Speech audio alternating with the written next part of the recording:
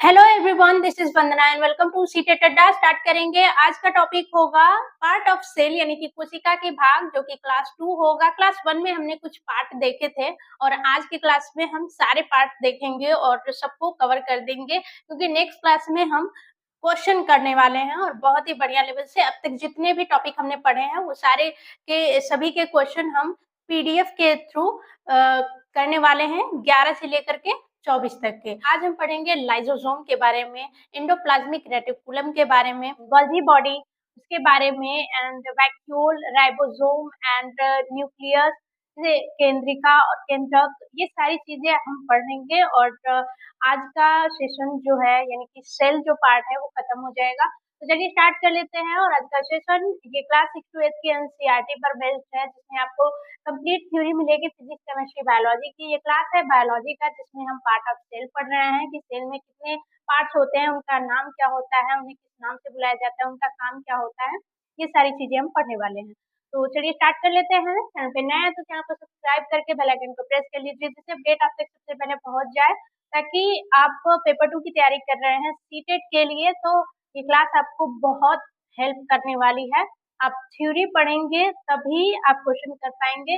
रटने वाली यहाँ पे कोई बात नहीं है। जो रटेगा उसका क्वेश्चन बन ही नहीं पाएगा, सीधी सी बात है, क्योंकि सिलेबस सेम है। 6 to 8 की एनसीईआरटी ही पूछी जाती है पेपर 2 में, लेकिन क्वेश्चन कॉन्सेप्चुअल आते हैं, टफ आते हैं, कॉम्प्लेक्स तरीके से आते हैं, ताकि आदमी कंफ्यूज हो जाए, क्योंकि सिलेबस तो चेंज होना नहीं है, तो उसी में से देना है। जब उसी में से देना है तो सीधा सीधा तो देंगे नहीं, कहते हैं प्रभु इसके पेट में बाढ़ मारिए। तो वही वाली बात हो गई है, उसी तरीके से क्वेश्चन बनेगा। ठीक, तो आज के सेशन में हम पढ़ने वाले हैं बेसिकली पहला जो है लाइसोसोम। लाइसोसोम लाइसोसोम का पहले हम स्ट्रक्चर देख लेते हैं। इस तरीके से कुछ था, ठीक है। लाइसोसोम का स्ट्रक्चर इस तरीके से था। तो लाइसोसोम के बारे में इसे हिंदी में भी लाइसोसोम ही बोलेंगे। लाइसोसोम का को इसे आत्महत्या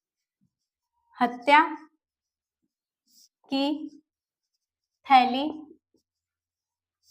या कोशिका का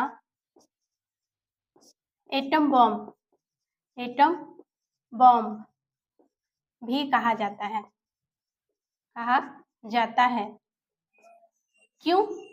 क्योंकि इसमें, दूसरा पॉइंट, इसमें हाइड्रोलाइटिक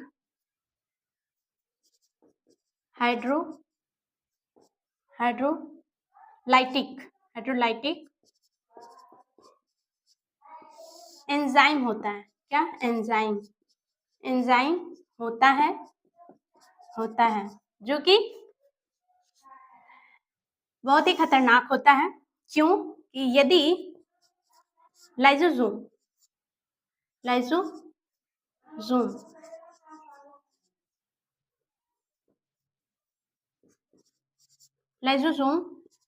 टूट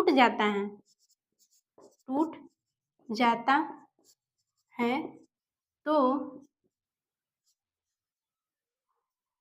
जिस सेल में है उसे ही गला देता है, यानी कि जिस सेल में है उसी की हत्या कर देता है, इसीलिए इसे आत्महत्या की थैली बोलते हैं। ठीक, अब इसकी वर्किंग देख लेते हैं, फंक्शन क्या होता है, इसका काम क्या होता है। तो इसका काम होता है मृत कोशिकाओं को बाहर निकालना। ठीक, दूसरा काम, ये तो पहला काम हो गया इसका। दूसरा काम होगा इसका, ये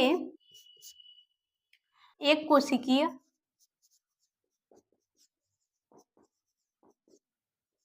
जंतुओं के पाचन में भाग लेता है।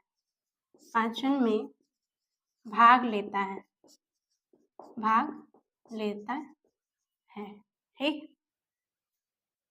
दूसरा देखेंगे गोल्जी बॉडी। जिसे गोल्जी काय भी बोलते हैं, गोल्जी काय या गोल्जी उपकरण बोलते हैं। ठीक, गोल्जी बॉडी का को हम इसे पोस्ट ऑफिस के नाम से जानते हैं, पोस्ट ऑफिस के post office of the cell, यानी कि कोशिका के पोस्ट ऑफिस कहते हैं, इसे कोशिका की पोस्ट ऑफिस कहते हैं। दूसरा, यह एक झिल्ली से घिरा होता है, यह एक झिल्ली से घिरा होता है। जो लाइसोसोम है ये भी एक झिल्ली से घिरा होता है, ये एक झिल्ली से घिरा होता है, झिल्ली से घिरा रहता है। ठीक, तीसरी चीज देखेंगे, पहली दूसरी तीसरी चीज देखेंगे कि इसका काम लाइसोसोम का निर्माण करना है। ठीक, चौथा, यह कोशिकीय पदार्थ को संग्रहित करता है, पैकिंग करता है और स्रावित करता है।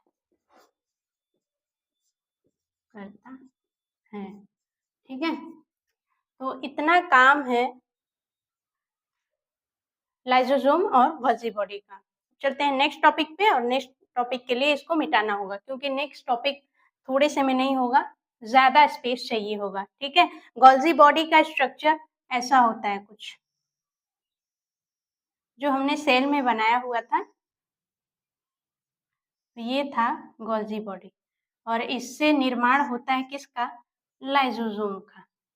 इससे क्या होता है, धीरे धीरे क्या होता है, लाइसोसोम बनता है, और लाइसोसोम का स्ट्रक्चर कुछ ऐसा होता है जो कि यहाँ पे बनाया गया। ठीक, अब हम नेक्स्ट वाला क्या करेंगे, एंडोप्लाज्मिक रेटिकुलम। एंडोप्लाज्मिक रेटिकुलम यानी कि अंतःप्रद्रव्यी जालिका।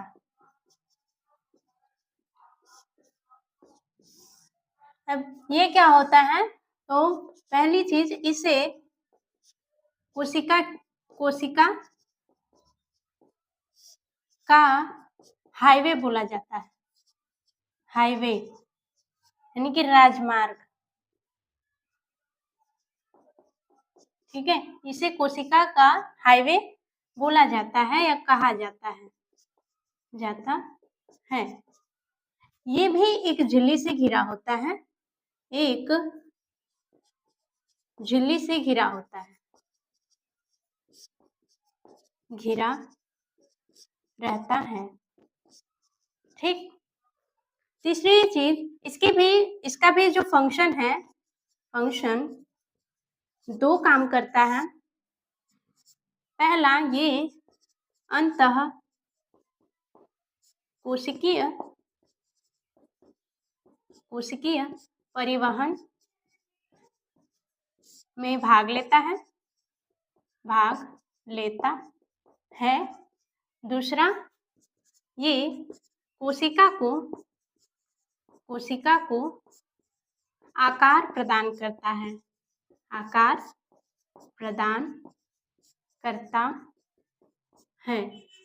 ठीक है, इसका स्ट्रक्चर हम यहाँ पे देखेंगे जो हमने यहाँ पे बनाया था। ठीक है, इस तरीके से इसका स्ट्रक्चर होगा। ठीक है, ये है एंडोप्लाज्मिक रेटिकुलम। ये 2 टाइप के होते हैं, these are ER of two type. पहला रफ इंडोप्लाज्मिक रेटिकुलम। रफ यानी कि खुरदरा, ठीक। दो टाइप के होते हैं, एक रफ होता है और एक होता है स्मूथ। दूसरा, ये पहला हो गया, ये दूसरा स्मूथ इंडोप्लाज्मिक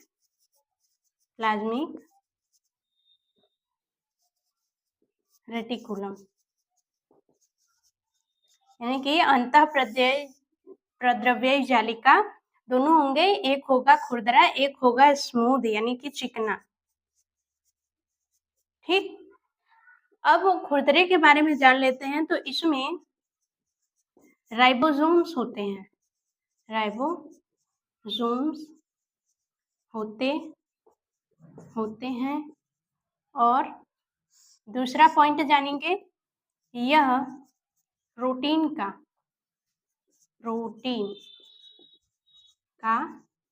संश्लेषण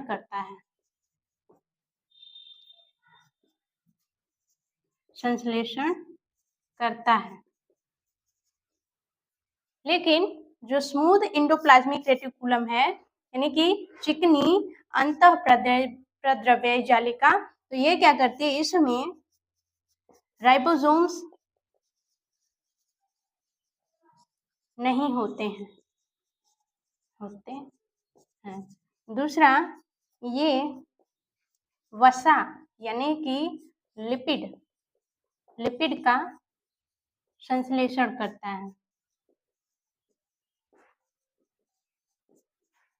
है, ठीक।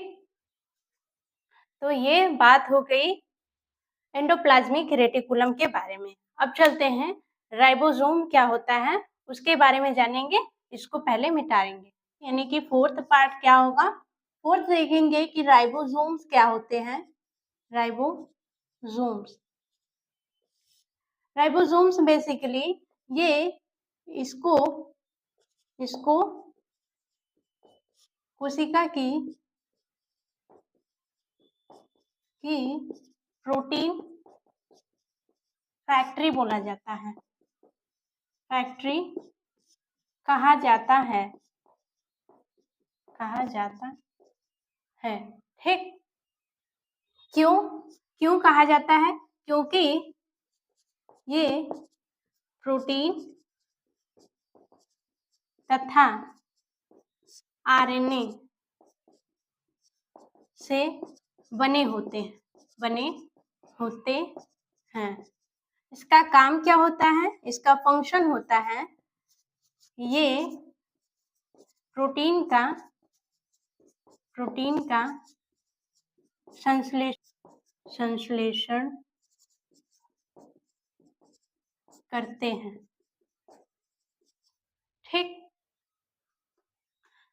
नेक्स्ट है, ये दो टाइप के होते हैं। पहला एटीएस राइबोसोम, जो कहाँ आते हैं, 70S राइबोसोम, जिसे बोलते हैं प्रोकैरियोटिक। और एक होता है 80S राइबोसोम, जिसे बोलते हैं यूकैरियोटिक, ठीक। नेक्स्ट टॉपिक है सेंट्रोइल, यानी कि तारक काय बेसिकली ये पहला पॉइंट, इसमें ये केवल जंतुओं में पाए जाते हैं, जंतु कोशिका में होते हैं, ठीक। ये कुछ ऐसे होते हैं, स्टार टाइप बने होते हैं, ठीक है। क्या ऐसे होते हैं। तो ये केवल जंतुओं में होते हैं और ये कोशिका विभाजन में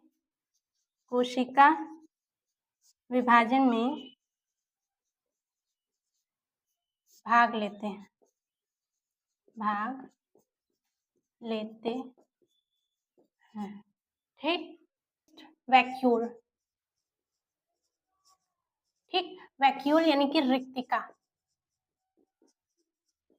जो इस ऐसे फॉर्म में थी, ये जंतुओं में थी और पादप में एक बड़ी रिक्तिका थी। जंतुओं में छोटी छोटी कई रिक्तिकाएं होती हैं, लेकिन पादप में सिंगल रिक्तिका होती है जो लार्ज होती है, लार्ज और सिंगल होती है। ये मेनी होते हैं, कई होते हैं, स्मॉल होते हैं, ठीक। वैक्यूल के बारे में, ये एक झिल्ली से घिरा होता है, एक झिल्ली से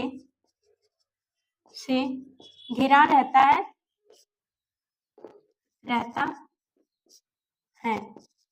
इसे टोनोप्लास्ट कहते हैं, मतलब झिल्ली का नाम है टोनोप्लास्ट, ठीक। टोनोप्लास्ट कहते हैं। नेक्स्ट है कि जो वैक्यूल है, इसमें कोशिका रस होता है, कोशिका रस होता है। ये वाटर प्लस मिनरल होता है, ठीक है,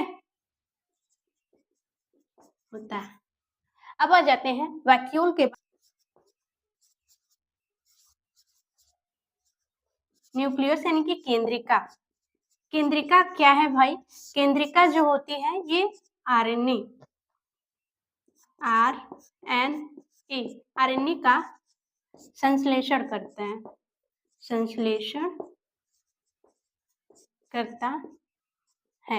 ठीक। लेकिन जो केंद्रक होता है, केंद्रक यानी न्यूक्लियस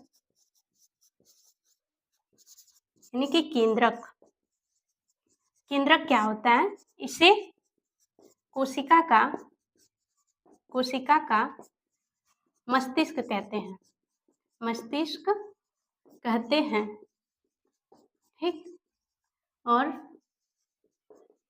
नियंत्रक भी कहते हैं, ठीक। कोशिका का नियंत्रक भी कहते हैं और मस्तिष्क भी कहते हैं, ठीक।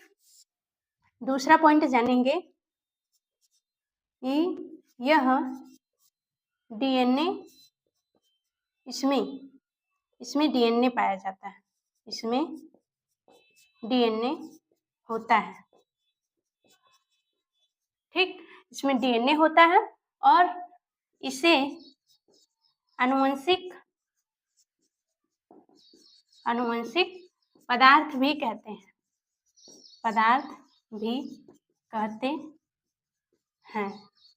अब एक फैक्ट जानेंगे कि जो डीएनए होता है सेल में, इसकी साइज जो होती है, साइज लगभग 6 फीट होती है, ठीक। 6 फीट लगभग 2 मीटर होती है, ठीक। अब 2 मीटर होती है, लेकिन हमारी पूरी बॉडी में 10⁻13 सेल है, ठीक। अगर हम डीएनए की साइज देखें कि हमारी पूरी बॉडी में डीएनए की साइज क्या है, तो टोटल साइज हो जाएगी डीएनए की, टोटल साइज ऑफ डीएनए कितनी हो जाएगी? 2 × 10⁻13 मीटर, ठीक। अब यह बात समझनी होगी कि 2 × 10⁻13 मीटर जो दूरी है, ये हम अर्थ से यानी कि पृथ्वी से सन तक, ठीक, 70 ट्रिप करेंगे तब जाकर के ये दूरी मेंटेन होगी 2 × 10⁻13 मीटर की, ठीक है ना अजूबा? जो डीएनए होता है,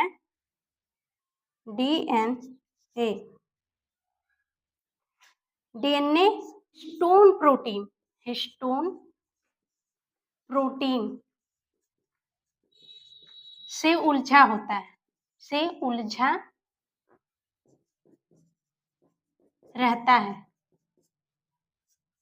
रहता है, जैसे कि ये हिस्टोन प्रोटीन है, ठीक?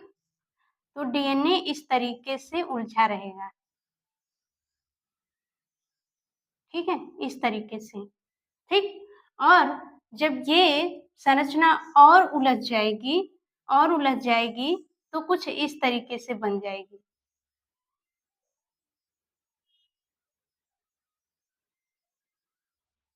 ठीक, इस तरीके से संरचना उलझ जाएगी और इसे क्रोमैटिन बोलते हैं, क्रोमैटिन, ठीक? क्रोमैटिन बोलते हैं। और जब कोशिका विभाजन होता है, कोशिका विभाजन होता है,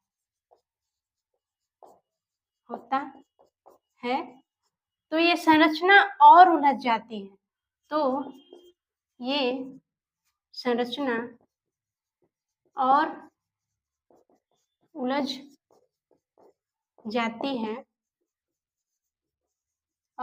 जाती है और एक डंबल फॉर्म करती है। क्या? डंबल फॉर्म करती है इस तरीके से। कोशिका जब विभाजन होता है तो डीएनए जो होता है और उलझ जाता है और कुछ इस तरीके से इसकी संरचना बन जाती है।